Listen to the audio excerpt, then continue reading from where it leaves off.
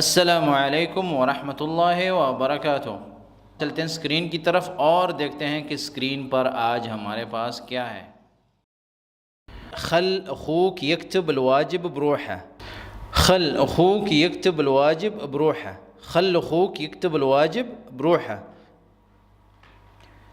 خل اخوک یکتب، ابھی خل اور یکتب کو میں نے دونوں کو ایک کلر میں لکھا ہوا ہے، تو اردو میں جو ہے نا اسی کلر کو اگر آپ دیکھیں گے تو اس میں لکھا ہے لکھنے دو، خل یکتب لکھنے دو، ٹھیک ہے۔ اخوک، خل اخوک یکتب، اپنے بھائی کو لکھنے دو الواجب ہوم ورک بروحہ، تاکہ وہ خود لکھے۔ تو اردو میں دیکھو میں نے دو بار جو ہے نا خود کو جو ہے نا دو بار دہرایا، کیونکہ اس کے میننگ اس طرح آتے ہیں، لیکن بول چال میں جو ہے آپ نے اس کا معنی لے کے سمجھنا ہے بس۔